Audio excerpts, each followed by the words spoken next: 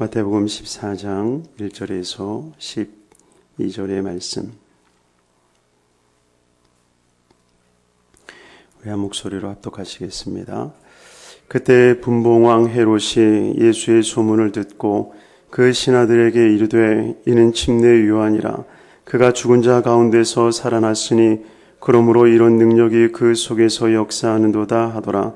전에 헤롯이 그 동생 빌립의 아내 헤로디아의 일로 요한을 잡아 결박하여 옥에 가두었으니 이는 요한이 헤롯에게 말하되 당신이 그 여자를 차지한 것이 옳지 않다 하였음이라. 헤롯이 여자를 죽이려 하되 무리가 그를 선지자로 여김으로 그들을 두려워하더니 마침 헤롯의 생일이 되어 헤로디아의 딸이 연석 가운데서 춤을 추어 헤롯을 기쁘게 하니 헤롯이 맹세로 그에게 무엇이든지 달라는 대로 주겠다고 약속하거늘 그가 제 어머니의 시킴을 듣고 이르되 침례 요한의 머리를 소반에 얹어 여기서 내게 주소서 하니 왕이 근심하나 자기가 맹세한 것과 그 함께 앉은 사람들 때문에 주라 명하고 사람을 보내어 옥에서 요한의 목을 베어 그 머리를 소반에 얹어서 그 소녀에게 주니 그가 자기 어머니에게로 가져가니라. 요한의 제자들이 와서 시체를 가져다가 장사하고 가서 예수께 아뢰니라. 아멘. 할렐루야. 우리 예배하는 모든 성도님들이 하나님의 크신 은혜와 복이 있기를 주임으로 축원합니다.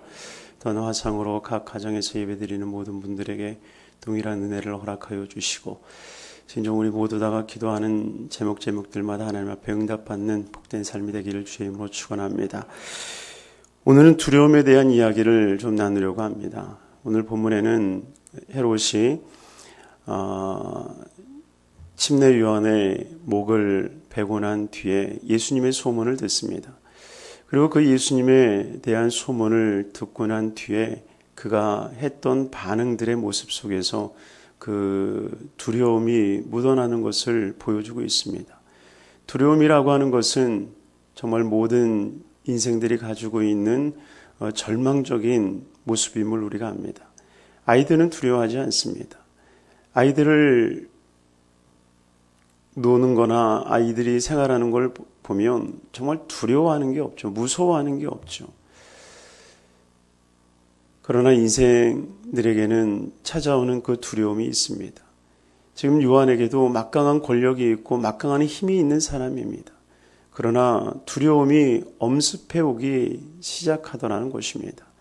아무리 많은 군사가, 많은 군대가 자기를 둘러 진쳐도 다가오는 그 두려움을 해결할 수 없었던 요한의 불안함을 오늘 성경은 보여주고 있습니다. 과연 인생들을 불안하게 하고 염려스럽게 하고 근심하게 하는 그 일들이 과연 무엇이겠는가? 그리고 어떻게 우리가 그 두려움과 염려와 공포 속에서 우리가 헤어나올 수 있겠는가라고 하는 것을 오늘 본문을 통해서 은혜를 나누고자 합니다. 먼저 헤롯이 가지고 있었던 그 두려움이 무엇이었습니까? 바로 자기가 지은 죄에 대한 죄값에 대한 두려움을 그 스스로 가지고 있었다는 겁니다. 오늘 본문 1절에 보면 그때 분봉왕 헤롯이 예수의 소문을 듣고 예수님의 소문을 듣습니다. 대부분 예수님의 소문을 들은 사람들의 반응은 두 가지 아니었습니까? 한 부류는 예수님의 소식을 듣자마자 나도 치료하신다라고 하는 소문을 들으니까 나도 치료받을래. 귀신을 내쫓는 소식을 들으니까 나도 귀신 내쫓을래. 많은 사람들이 예수님으로 인해서 행복하되 나도 그러면 예수님 만나서 행복할래. 예수님의 소문을 들었을 때 가장 먼저 나오는 반응은 예수님 때문에 무엇인가의 소망을 가지고 그 소망으로 주님 앞에 나아가는 것, 바로 이것이 대부분의 사람들의 반응이지 않았습니까? 그런데 헤롯은 그 소문을 듣자마자 두려워하기 시작하는 거예요. 왜냐? 2절 말씀에 보니까 그 신하들에게 이르되 이는 침례 요한이라. 이는 침례 요한이라. 그가 죽은 자 가운데서 살아났으니 그러므로 이런 능력이 그 속에서 역사하는도다 하더라. 지금 침례 요한을 자기가 죽였습니다. 분명히 자기가 죽였는데 그 침례 요한이 살아났다라고 하는 거예요. 그 살아난 모습이 예수님에게 나타났다라고 이야기를 합니다. 실상 침례 요한은 예수님을 향해서 나는 그의 신들매도 감당하지 못하겠노라. 나는 쇠하여야 되겠고 그는 흥하여야 되겠노라. 정말 예수 그리스도 앞에 자신이 아무것도 아님을 고백하지 않습니까? 그런데 이 헤롯은 두려워하기 시작하는 겁니다. 왜요? 자기가 지은 죄가 있거든요. 죄를 지은 사람은요, 결코 이 평안함과 그 공포에서 헤어나오지 못한다고 합니다. 우리가 맞은 사람은 두 발 뻗고 자도 때린 사람은 두 발 뻗고 못 잔다는 얘기 있지 않습니까? 처음 가인과 아벨의 사건을 통해서 가인에게 죄를 지은 다음에 가인이 보인 반응이 무엇이었습니까? 가인이 보인 반응은 두려움에 사로잡히기 시작했다는 겁니다. 그가 처음에는 하나님이 내 동생이 어디 있느냐라고 물었을 때에 가인은 하나님을 향해서 대들지 않습니까? 내가 동생을 지키는 사람입니까? 왜 동생에 대한 얘기를 저에게 묻습니까? 그랬을 때에 하나님이 동생의 핏소리가 이 땅에서 들리지 않느냐 하면서 그의 살던 곳에서 내쫓는 장면이 나옵니다. 그런데 그때 창세기 4장 14절에 보면 그 가인이 하나님에게 고백하는 말이 있습니다. 나를 만나는 사람들마다 나를 죽이려 할 터이니 어떻게 합니까? 하나님 앞에 자신의 두려움을 고백하는 거예요. 사람들이 나를 죽이려 할 테인데 하나님 나 어떻게 합니까? 그때 하나님께서 세상을 향해서 공포하시죠. 가인을 죽이는 자는 그 벌을 7배나 더하리라. 그러나 그 공포와 그 두려움이 사라집니까? 안 사라지는 거예요. 사라지지가 않는 거예요. 그러니 자기가 지은 죄 때문에 자기도 모르는 그 두려움, 염려, 근심이 생겨나기 시작하는 겁니다.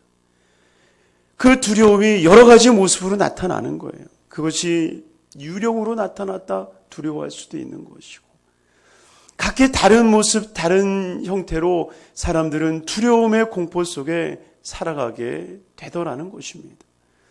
이것이 인생들이 가지고 있는, 죄성을 가지고 있는 인생들이 가지고 있는 모습이다라고 하는 것입니다.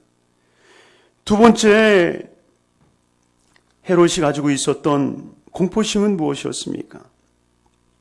2절에 보니까 이는 요한이, 4절에 보니까요, 이는 요한이 헤롯에게 말하되 당신이 그 여자를 차지한 것이 옳지 않다 하였습니다. 그러니까 요한이 헤롯에게 다른 말을 한 거예요.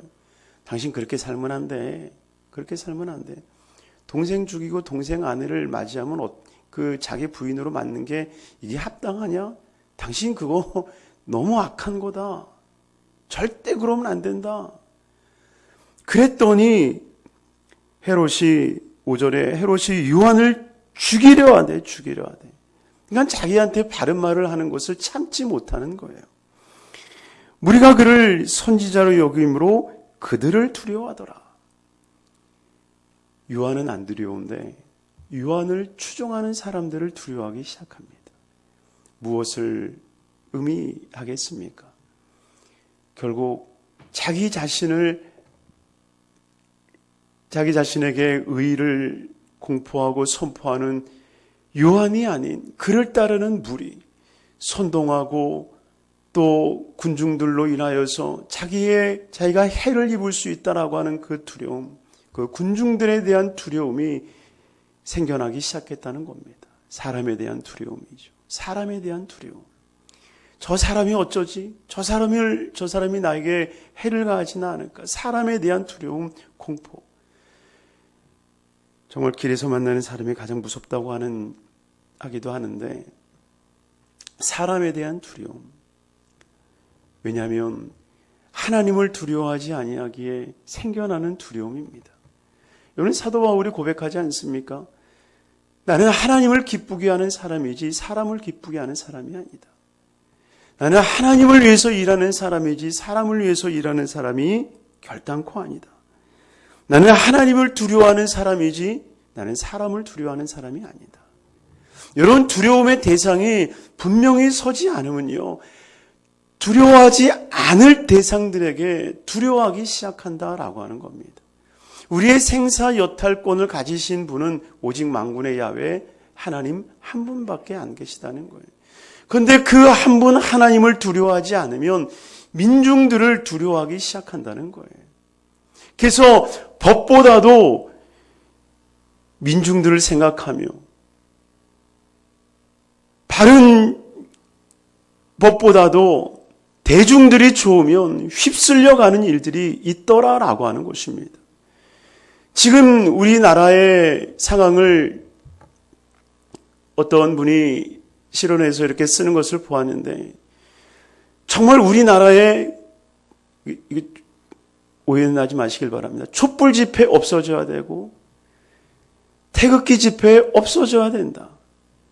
촛불 집회와 태극기 집회라고 하는 이 집단적 행위를 통해서 집단들이 원하면 법도 질서도 다 파괴가 되어지는 이 시대는 정말 혼돈의 시대다. 이것은 결코 민주화가 아니다. 유명한 분이 쓴 거라 제가 인용을 한번 해봅니다. 저는 그 집회가 무엇을 추구하느냐 이것을 이야기하는 게 아니에요. 지금 정치권들이 대중들의 눈치를 보면서 바른 정도를 못 가는 거예요. 바른 정도를 가지 못하는 그 이유, 민중들, 사람들을 무서워하는 거예요. 사람들이 내 생명을 지켜주겠지. 사람들이 내 명예를 지켜주겠지. 아니라는 겁니다. 오직 세우시는 것은 만군의 야훼 하나님이신 거예요. 그러니 하나님을 두려워하지 않고 사람을 두려워했을 때는 곧 무너지게 돼 있다라고 하는 것입니다. 그러니 정말 사도 바울과 같이 우리는 두려워할 자를 두려워할 수 있어야 되는 거예요. 다니엘을 보십시오. 하나님을 두려워하니까요. 사자가 안 무서운 거예요. 여러분 사자가 안 무서울 수 있습니까? 여러분 풀무불이 안 무서울 수 있습니까? 여러분 그 풀무불에 집어 던진다고 하는데 어떻게 그것을 무서워하지 않을 수 있습니까? 무서워할 수밖에 없는 것이죠. 그러나 그것을 두려워하지 않을 수 있는 것은 오직 한 가지예요. 하나님이 더 무서우니까. 하나님이 너무 무서우니까. 여러분, 주먹은 가깝고 법은 멀다고 사람들이 얘기하지 않습니까? 신앙생활 잘못하면 하나님은 너무 멀어요. 하나님이 너무 저 하늘에만 계신 것 같아서 무섭게 느껴질 때가 있어요. 아니에요. 하나님은 살아계셔서 우리와 함께 계십니다. 늘 우리와 함께 계시는 거예요. 그러니 주님이 나와 함께 하신다라고 하는 이 거룩한 믿음이 없으면요, 다른 것에 무서워하는 거예요. 무서워하는 거예요. 그리고 세 번째 모습이 무엇이겠습니까? 세 번째 그에게 나타난 두려움이 나와요. 7절 말씀에 보면 헤롯이 맹세로 그에게 무엇이든지 달라는 대로 주겠다고 약속하거늘. 자기 생일에 헤로디아의 딸이 막 예쁘게 춤을 추니까 여러분 그렇잖아요. 그 자녀들이 특히 손자 손녀들이 할아버지 할머니 앞에 왔다고 막 이렇게 재롱 떨고 그러면 그냥 꿈뻑 넘어가잖아요. 야야 내가 너 다 해줄게. 너 뭐 먹고 싶니? 너 원하는 게 뭐 있니? 앞에서 노래 한 자락하고 춤추고 그러면 할아버지 할머니들이 너무 좋아하잖아요. 그런데 그런 얘기를 했더니 그 딸이 한다는 얘기가 헤로디아의 이야기를 듣고 난 뒤에 요한의 머리를 주세요. 여러분 이거는 진짜 가히 상상하지 못할 얘기 아닙니까? 정말 어떻게 그 소녀가 어떻게 사람의 머리를 소반에 담아서 달라라고 얘기할 수 이거는 정말 있을 수 없는 얘기거든요. 여러분 그런 이야기를 하면 부모된 입장에서는 어떻게 해야 돼요? 이놈, 네가 그런 거를 구하다니 있을 수 없는 얘기다 하고 이놈 그래야죠. 근데 이놈 하지 못하는 거예요. 그 이유가 뭡니까? 9절에 보니까 왕이 근심하나. 뭐 때문에 근심하는 거예요? 자기가 맹세한 것. 그리고 그것을 함께 앉은 사람들이 보았기 때문에 내가 이 말을 내가 내뱉었는데 이거 안 지키면 사람들이 나를 뭐라고 그럴까? 뭐 왕이 왜 저래? 말한 거 안 지키네? 라고 비난하지 않을까? 자기의 명예에 대한, 자기가 말한 것을 안 지키면 사람들이 나를 뭐라고 생각할까? 여러분, 이런 두려움이 가지고 있다라고 하는 거예요. 그러니 여기서 오기가 나고, 그래서 진리가 아님에도 불구하고 그것을 행할 수밖에 없는 인생의 연약함을 보여주고 있다는 것입니다. 실상 시건치 않을 수 있는 것은 오직 야훼 하나님 한 분밖에 없다는 겁니다. 사람은 실수할 수 있어요. 넘어질 수 있어요. 아, 내가 잘못해서 내가 그때는 잘못 판단했구나. 자기의 죄를 인정하는 것이 얼마나 중요한지 모릅니다. 근데 자신의 죄를 인정하지 아니하는 그 모습 때문에 내가 실언했다라고 하는 것을 인정하지 못하니까 그 잘못 하나가 계속적인 잘못과 실수의 반복을 통해서 이루어지게 되더라는 것입니다. 사랑하는 우리 귀한 성도님들이요, 우리에게 두려움을 주게 되는 요인들은 과연 무엇입니까? 죄로 인한 두려움입니까? 사람에 대한 두려움입니까? 자기의 자리를 지키고자 하는 두려움입니까? 우리가 높아졌고 우리에게 명예가 있다고 하면 그것은 하나님이 주신 것이요, 또 하나 하나님께서 우리를 인도하여 주신 것이기에, 또한 우리가 하나님과 함께 한다고 한다면 결코 잃지 않을 것을 우리는 기억해야 된다는 것입니다. 그러니 우리 마음 가운데, 우리 삶 가운데 나도 알지 못하는 사이에 불안과 염려, 근심, 초조가 다가오는 것. 야, 경제가 이런데 정말 내가 가지고 있는 거 다 잃으면 어떻게 하지? 주신 이가 하나님이신데 지키시는 이도 하나님 아니시겠습니까? 그러니 우리는 걱정, 근심이 아닌 오직 주님이 계시다라고 하는 것. 여러분, 출애굽시키신 분이 하나님이실진데 그 출애굽시키신 야훼 하나님이 광야에서 먹고 입을 것을 어찌 주시지 않겠습니까? 하나님이 가나안 땅으로 들여보내겠다라고 말씀하셨는데 그곳에서 있는 모든 전쟁 속에서 주님이 어찌 지키지 아니하시겠습니까? 말씀하신 분이 주님이시오, 그것을 지키시는 분이 주님이십니다. 그러니 우리는 우리 안에 있는 그 죄성 때문에 끊임없이 불안하고 끊임없이 걱정되고 끊임없이 염려가 되는 그 마음을 벗어던지고 오직 그리스도 안에서 주님이 주시는 참된 평강과 은혜와 은총을 누리는 귀한 삶이 되기를 바랍니다. 반드시 하나님께서는 우리 모두에게 평강을 허락해 주실 줄로 믿습니다. 그러니 오늘도 알지 못하는 그 삶의 두려움 속에서 편치 않은 마음과 그 편치 않는 마음 때문에 내 마음이 상하고 내 육체가 상하는 그러한 일들이 일어나지 아니하고 오직 하나님이 주시는 참된 평강과 은혜와 은총으로 충만한 은혜의 삶을 누리는 복된 삶이 되시기를 주님의 이름으로 축원합니다. 기도하겠습니다. 사랑과 은혜가 충만하신 아버지 하나님, 감사합니다. 우리 귀한 성도님들의 삶 가운데 함께하여 주셔서 정말 왠지 모를 그 두려움, 염려, 근심, 밀려오는 그 모든 인생들의 연약함을 주님이여 주 앞에 내려놓사오니 주 안에서 참된 평강과 은혜와 은총을 누리게 하여 주옵소서. 나도 모르는 사이에 내 죄가 나를 두렵게 하고 염려와 근심 가운데 있게 합니다. 하나님, 그 마음의 두려움과 염려가 내 마음을 상하게 할 뿐만이 아니라 우리의 뼈도 녹아버리게 하고 있습니다. 하오니 주님께서 강권하여 주셔서 진정 하나님의 놀라운 회복의 역사와 은혜가 넘쳐날 수 있는 삶이 되게 하여 주옵소서. 복되게 하여 주시옵소서. 예수 그리스도 이름 받들어 축복하옵고 기도드리옵나이다. 아멘.